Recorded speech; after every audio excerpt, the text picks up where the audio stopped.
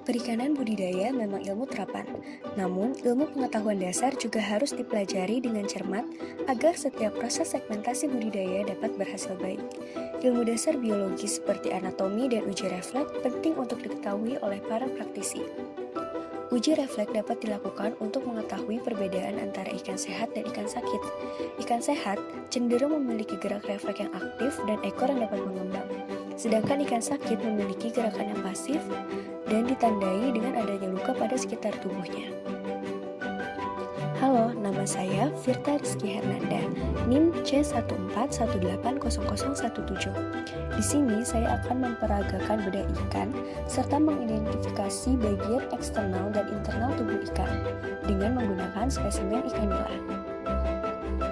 Pertama, kita melakukan pembedahan ikan dengan melumpuhkan ikan pada bagian medula oblongata menggunakan tusukan.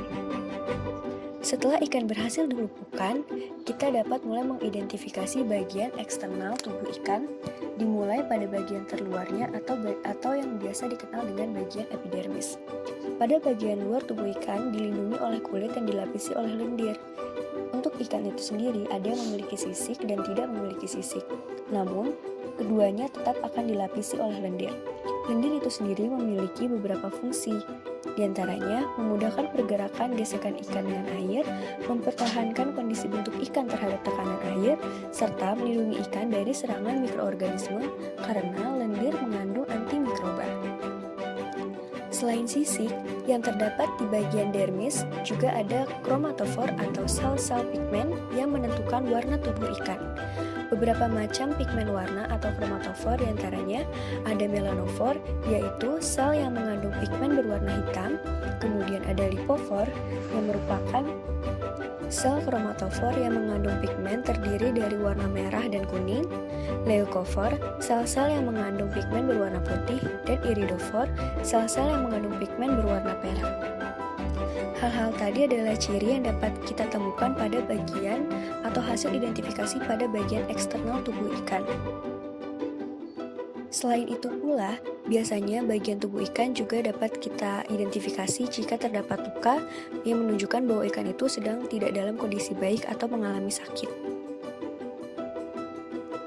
Setelah melakukan identifikasi bagian eksternal tubuh ikan, kita dapat mulai melakukan pembedahan dengan menggunting bagian tubuh ikan dimulai dari anal menuju ke line lateralis sampai bagian depan hingga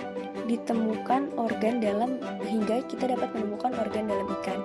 Setelah organ dalam ditemukan, kita dapat memulai identifikasi bagian internal tubuh ikan. Bagian internal terdiri dari berbagai macam organ, mulai dari pernafasan hingga pencernaan. Semua organ dalam ikan juga dapat mendeteksi kondisi ikan yang sebenarnya dengan lebih spesifik. Dari hasil bedah ikan nila ini, didapatkan hasil setiap organ memiliki karakteristik visual yang baik, yaitu dengan warnanya yang cerah dan kondisinya yang segar.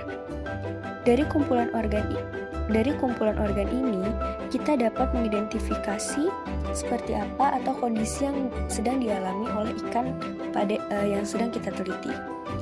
Bagian internal tubuh ikan terdiri dari begitu banyak organ. Di antaranya ada jantung yang terletak dalam perikardium dan berfungsi untuk mengedarkan darah ke seluruh tubuh.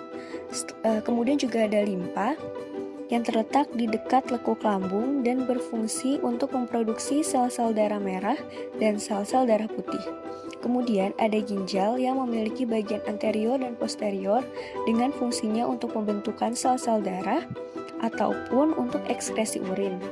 Ditemukan pula gonad yang memiliki ciri berpasangan untuk memproduksi gamet atau ovum serta hormon reproduksi, dan berbagai macam organ lainnya seperti hati, gelembung renang, pilorus, rektum, dan juga pankreas. Untuk mengetahui kondisi pada ikan yang lebih spesifik, kita dapat melakukan uji pada masing-masing organ, mulai dari jantung, limpa, hati, dan pankreas untuk mendapatkan hasil yang lebih spesifik terhadap kondisi ikan. Itulah materi praktikum yang kita bahas pada pertemuan 1 POA.